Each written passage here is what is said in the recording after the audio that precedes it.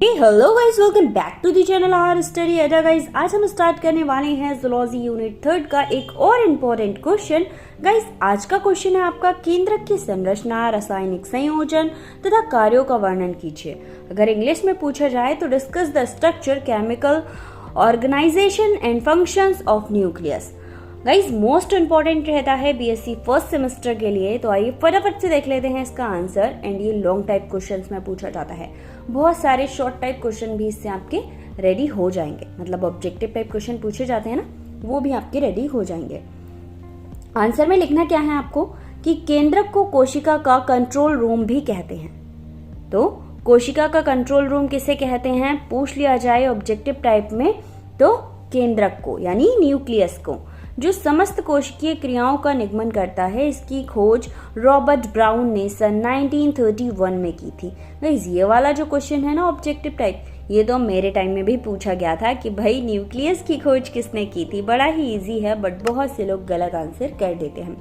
Robert brown ने की थी सन 1931 में की थी। ठीक है, कोशिका के जीवन काल में केंद्रक की दो अवस्थाएं होती हैं, जिसमें आपकी जो फर्स्ट रहती है इसको आपको एक्सप्लेन करना होता है बहुत अच्छे से, और कितने स्टेप्स होते हैं, क्या क्या काम होता है उनका। एंड सेकेंड वाली इतना इम्पोर्टेंट नहीं रहती। डिवीजन फेज आएगा आगे चलकर आपके सिलेबस में ऐड होगा। तो अंतरावस्था या उपाच्ययी अवस्था यानी इंटरफेज। एंड सेकेंड है विभाजन प्रवस्था, डिवीजन फेज। ठीक है, जब उसका डिवीजन होना स्टार्ट हो जाता है। तो सबसे पहले हम आकार और आकृति की बात करेंगे, शेप एंड साइज। तब जब हमारी केंद्रक की अंतरावस्था होती है तो केंद्रक को उपाच्ययी केंद्रक या विश्रामी केंद्रक कहते हैं। क्या कहते हैं? उपाच्ययी या विश्रामी। अब ये आप अंडरलाइन कर लीजिए, ये आपका ऑब्जेक्टिव बन सकता है। अभिरंजित कोशिका में ये गहरे रंग की गोलाकार के समान प्रतीत होती है, जो एक निश्चय स्थिति को धारण किए रहती है। अब भाई इसे विश्रामी अवस्था इसलिए कहते हैं क्योंकि ये अपना साइज भी नहीं बदलती, कोई क्रिया भी नहीं करती, मतलब विश्राम में रहती है। इसकी आकृति आंतरिक पर्यावरण या इसकी सक्रियता की अवस्था पर बदलती है। ठीक है, इसके अंदर जो चल रहा है उससे, या फिर ये कौन से रूप में सक्रिय है उससे इसकी जो आकार होता है वो डिपेंड करता है। ये मोस्टली गोलाकार भी मिलती हैं, वृत्ताकार भी, बेलनाकार भी, प्रिज्मीय, संखित, पलिमीय, ये सभी प्रकार की हो सकती हैं। विभिन्न जीवों में तथा एक ही जीव में भी विभिन्न कोशिकाओं में केंद्रक का जो आकार होता है, शेप होता है, वो डिफरेंट रहता है।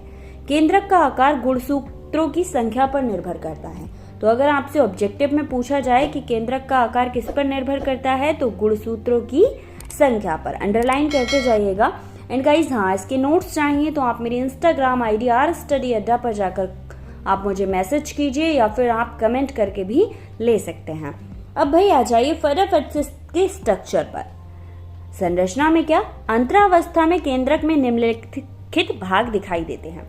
जो आपके इंपॉर्टेंट रहते हैं वो 4 रहते हैं। फर्स्ट केंद्रक वर्ण यानी न्यूक्लियर एनवलप। नेक्स्ट है केंद्रक द्रव यानी न्यूक्लियोप्लाज्म। नेक्स्ट है केंद्रक जालक, न्यूक्लियो रेटिकुलम। नेक्स्ट है केंद्रिका, न्यूक्लियस। ये आपके इंपॉर्टेंट रहते हैं। उसके बाद एक और ऐड हुआ है, अभी होता है ना, साइंटिस्ट अपनी अपनी खोज करते रहते हैं, उसके बाद ऐड ऑन होता रहता है। तो हमारे टाइम में हमने इतना ही पढ़ा था, अब आपके टाइम में एक और ऐड हो गया है, क्रोमोसेंटर।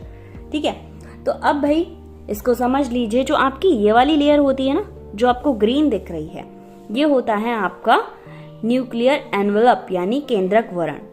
अगर केंद्रक द्रव की बात करें तो जो ये लिक्विड फॉर्म में भरा रहता है इसके अंदर, ये नहीं, ये जो आपको कलरफुल दिखाई दे रहे हैं ये नहीं, जैसे वैक्यूल, ठीक है, माइटोकॉन्ड्रिया, या आपको माइटोकॉन्ड्रिया हो गया, लाइसोसोम हो गया, न्यूक्लियस हो गया, ये सारे चीज नहीं। राइबोसोम, गोल्जी बॉडी के बारे में आपको मैं शॉर्ट नोट प्रोवाइड कर चुकी हूँ अगर आपने देखा हो। साइटोप्लाज्म है, ठीक है। तो ये नहीं, जो आपको लाइट ग्रीन कलर का दिख रहा है, मैं दूसरा फिगर दूंगी आपको क्लियर होगा, वो आपका क्या कहलाता है, केंद्रक द्रव कहलाता है। केंद्रक जालक की बात करें तो जो केंद्रक द्रव होता है उसमें एक जाली नुमा बनी रहती है, उसको केंद्रक जालक कहते हैं। एंड केंद्रिका यानी ये हमारा न्यूक्लियस। तो होपफुली आपको ये समझ आया होगा। ये है आपका स्ट्रक्चर, एक बार क्लियर कर लीजिए। ठीक है, जिसमें वैक्यूल्स पाए जाते हैं, माइटोकॉन्ड्रिया पाए जाते हैं, न्यूक्लियस है, प्लाज्मा मेम्ब्रेन है। ये आपकी हो गई न्यूक्लियर एनवलप, मतलब केंद्रक वरण हो गया। उसके अंदर सेकेंड लेयर होती है आपकी क्या, प्लाज्मा मेम्ब्रेन। ठीक है, स्मूथ एंडोप्लाज्मिक रेटिकुलम, ये आपके हो गए। राइबोसोम भी है, गोल्जी कॉम्प्लेक्स, साइटोप्लाज्म, माइक्रोट्यूब्यूल्स, ठीक है, एंड लाइसोसोम।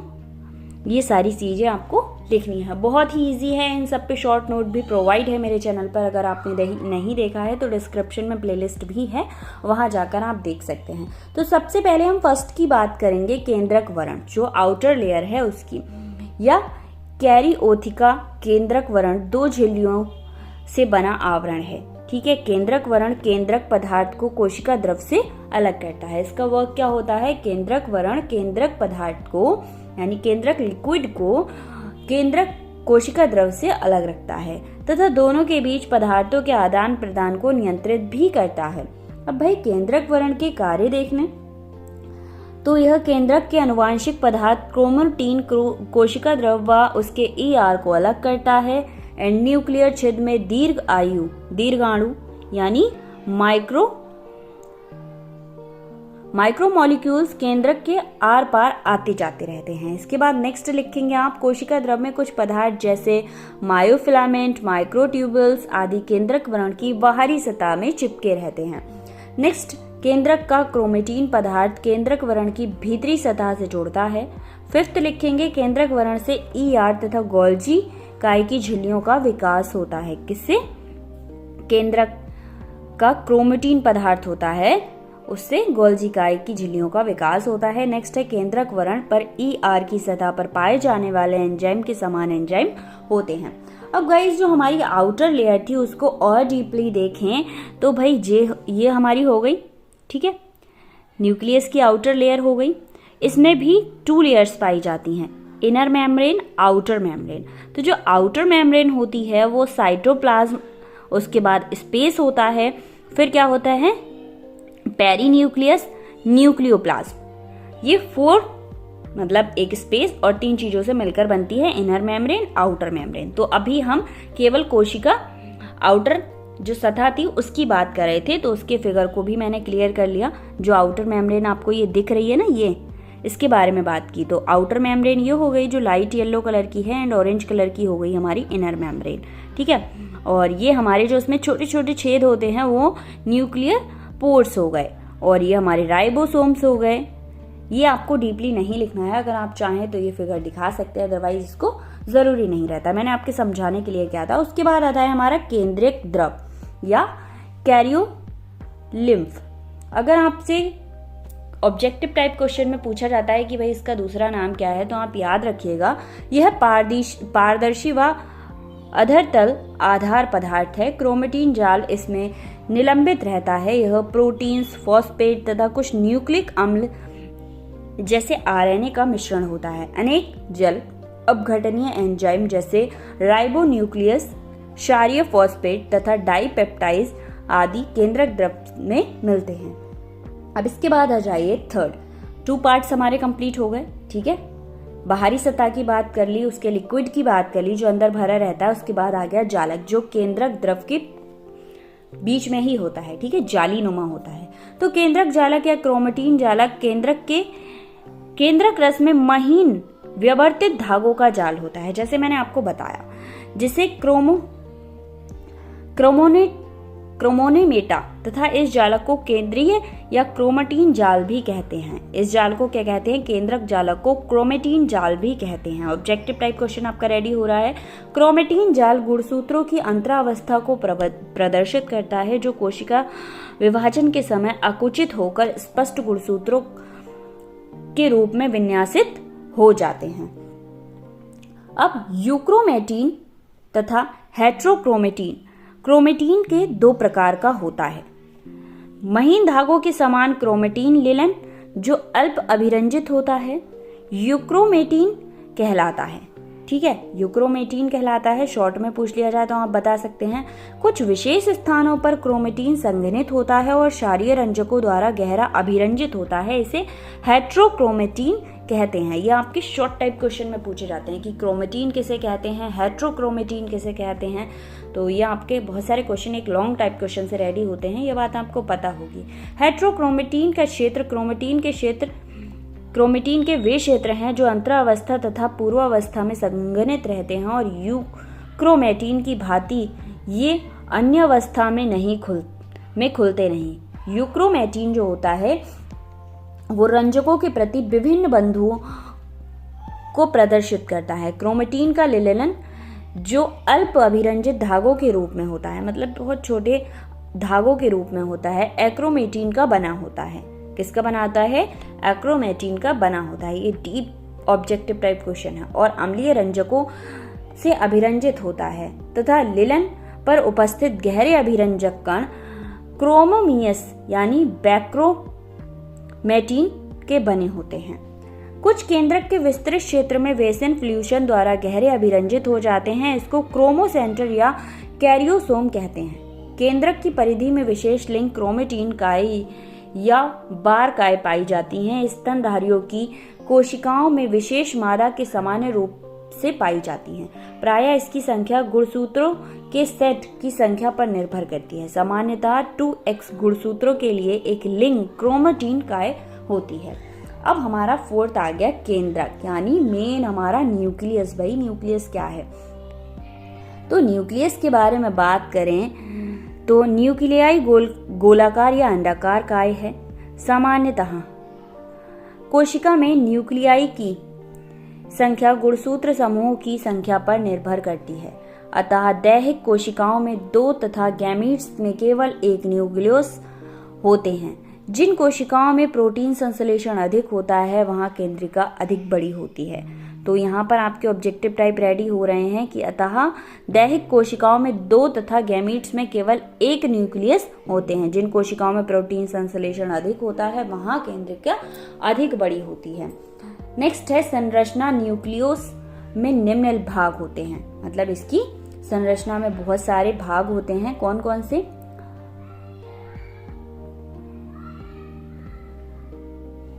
ये आप फर्स्ट, सेकेंड, थर्ड, फोर्थ करके लिख दीजिएगा। अब मैं ज्यादा लंबा बताऊंगी आपको तो बहुत ज्यादा बड़ा हो जाएगा क्वेश्चन। तो न्यूक्लियस में भी बहुत सारे पार्ट होते हैं। पेरीन्यूक्लियर मटेरियल्स, मैट्रिक्स, ठीक है, granular protein, fibre protein, RNA fibres, internuclear, ये सारी चीजें आपको मिलती हैं। आप चाहें तो ये फिगर दे सकते हैं। इसके बाद आ जाइए नेक्स्ट पर। नेक्स्ट में आपको क्या लिखना है? न्यूक्लियोलस के विभिन्न भाग निम्नलिखित क्रम से परस्पर संबंधित रहते हैं। ये सीरीज जरूर लिखिएगा और कलर पेन से लिखिएगा। सबसे पहले न्यूक्लियर डीएनए, फाइबर प्रोटीन, उसके बाद ग्रेनुलर प्रोटीन, साइटोप्लाज्मिक राइबोसोम, ठीक है। ये जैसे आपको एरो दे रखे हैं वैसे ही आप एरो बनाकर लिख दीजिएगा, इसलिए मैंने हाईलाइट भी कर दिया है। इसके बाद आपको लिखना है न्यूक्लियोलस मुख्यतः आरएनए तथा प्रोटीन का बना होता है। प्रोटीन से एकमात्र रूप में फॉस्फोप्रोटीन्स होते हैं तथा आरएनए संगठन में राइबोसोम आरएनए के समान होता है। न्यूक्लियस में डीएनए का भी एक वलय होता है जो न्यूक्लियस के संबंध में गुणसूत्रों के हेट्रोक्रोमेटिन क्षेत्रों को प्रदर्शित करता है। इसके अतिरिक्त एसिड फॉस्फेट, न्यूक्लियोटाइड्स, फॉस्फोरिलेज तथा डीएनए संश्लेषित एंजाइम भी मिलते हैं। अब आ जाइए न्यूक्लियस के कार्य पर। तो न्यूक्लियस के कार्य क्या क्या हैं? फर्स्ट है आरएनए संश्लेषण, ठीक है, आरएनए सिंथेसिस।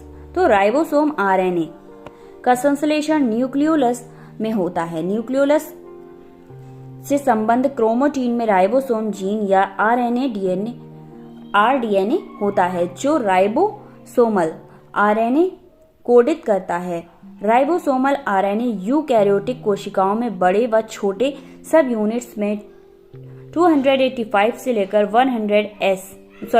18S के रूप में संश्लेषित होता है। फर्स्ट है आपका राइबोसोम्स में जीवरक्षण, ठीक है, बायोजेनेसिस ऑफ राइबोसोम। तो 2 प्रकार से आरएनए न्यूक्लियस में संश्लेषण होकर प्रोटीन में कोशिका द्रव के केंद्रिका में स्थानांतरित होते हैं। राइबोन्यूक्लियस प्रोटीन अणु राइबोसोम एकांकों के पूर्ववर्ती हैं और कणिकाओं के रूप में न्यूक्लियोलस में दिखाई देते हैं। ये पूर्ववर्ती केंद्रक के कोशिका द्रव में आकार परस्पर जुड़े जाते हैं और राइबोसोम बनते हैं। अब इसका जो सीरीज है वो क्या रहता है, क्रोमेटिन तंतुक कणिकाएं राइबोसोम यूनिट, ठीक है, फिर राइबोसोम, ठीक है, यूनिट राइबोसोम्स। अब इसके बाद आ जाइए फिफ्थ पर, जो हमारा फिफ्थ मैंने कहा था ना हमारे टाइम में 4 होते हैं, आपके टाइम में फिफ्थ हो गए हैं। तो वहीं पर क्रोमोसेंटर, कुछ कोशिकाओं में अंतरावस्था में कुछ ऐसे विस्तृत क्षेत्र होते हैं जो रोज क्रोमेटिन की अपेक्षा अधिक गहरे अभिरंजित होते हैं कुछ कोशिकाओं में, ठीक है।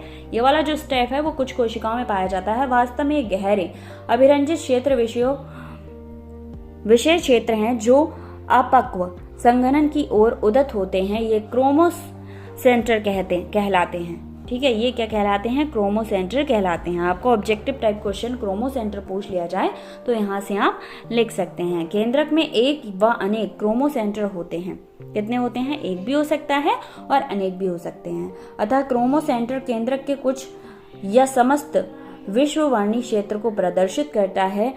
ड्रोसोफिला की लार पंथी को कोशिका के केंद्रक के क्रोमोसेंटर अधिक स्पष्ट करता है। केंद्रक के कार्य, केंद्रक कोशिका का नियंत्रण कक्ष है। यह एंजाइम निर्माण द्वारा कोशिका की समस्त उपाच्य क्रियाओं का नियंत्रण करता है। ये हो गया केंद्रक के कार्य, केंद्रक कोशिका का नियंत्रण कक्ष है, ठीक है। नेक्स्ट है और बी, यह माता पिता में संतान में आनुवांशिक लक्षणों की वंशागति को नियमित करता है। यह सी क्या है आपका, यह विभिन्न लक्षणों को प्रकट होने का नियंत्रण करता है। तो ये था आपके क्वेश्चन का आंसर। आई होप आपको समझ आया होगा, काफी लॉन्ग हो गया। अब इससे ज्यादा डीप समझना है तो मैं शॉर्ट वीडियो दूंगी आपको, आप कमेंट कीजिए, मैं आपको जरूर प्रोवाइड कराऊंगी। फिलहाल ये आपके नोट्स होते हैं जो मैं आपको ज्यादा समझाने की कोशिश नहीं करती। मिलते हैं नेक्स्ट वीडियो में एक और टॉपिक के साथ। Thank you so much. सारे वीडियोस देखने के लिए डिस्क्रिप्शन में प्लेलिस्ट लिंक मेंशन है।